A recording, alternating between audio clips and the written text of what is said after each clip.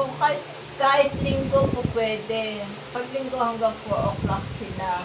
Saka kailangan pag magdodonate ng dugo, wag yung naiinitan kasi yung isang yung taga Makati nag-joyride siya, mainit. Pagdating sa UST, na high blood siya. Tumaas yung high blood niya. So, na-reject siya. Kaya kailangan. Oo. Halimbawa, pag nagpunta sila, ikot-ikot lang muna sila doon sa loob ng Oo. Saka pwede, di ba marami naman kasama simak ng mga lalaki, baka pwede. O, kasi mas maganda kasi kung may reserva na sana ako. Pwede naman yun eh. Halimbawa, hindi pa ako nasasanina, tapos nakabayad din. Walang gabi hanggang 4 o'clock sila. Pag linggo 4 o'clock.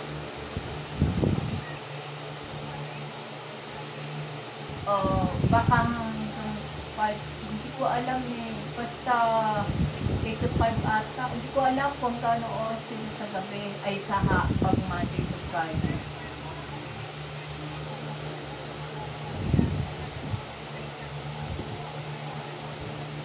Eh, pagod na yung mga yun. Eh, baka ma-reject kasi gusto nung, kasi may dinala ako dun na sabi nila, sa bagay yung dinala ko, walang tulog yun, overwork siya. So pagdating ko, pagod siya, gano'n.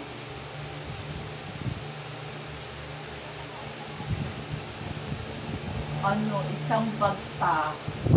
Eh, syempre, sasalinan ako. Kaya kailangan may reserva na rin ako. Oo.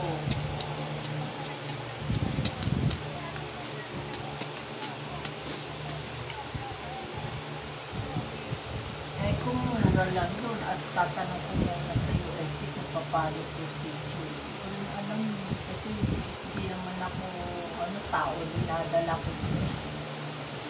Sabi, yung dalawang taga Maunlad, may edad na kasi yun eh, nasa 50.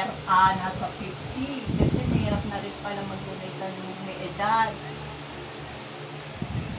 Oo, tingnan mo yung dalawang mag-shota na tomboy.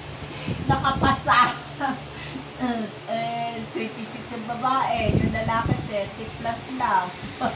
Nakapasa sila kasi maliliksik ang mga katawan nila eh. Kaya nga sabi ko gano'n, ayaw siya pa ako, sayang lang ako ipapasahin. Kasi tinanong ko yung dalawang may edad, sabi ko, okay ba ako yung BP niyo? Oo, may pang BP ako, dapat biniti ko na lang sila para hindi na naaksaya sa pamasahe.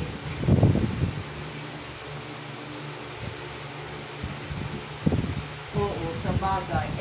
Medyo matagal kami sa UST kasi pinabababa namin yung BP niya, baka sakali bumaba. Minuto, every 30 minutes, pinukuha na siya ng BP. Wala eh.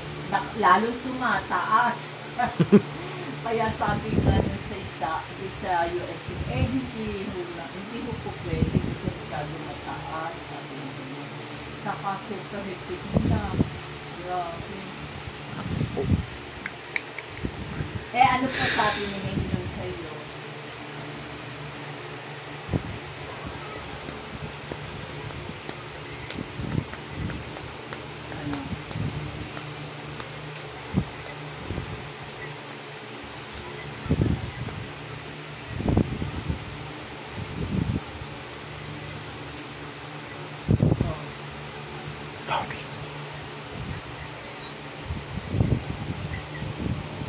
Kaya nga, diba?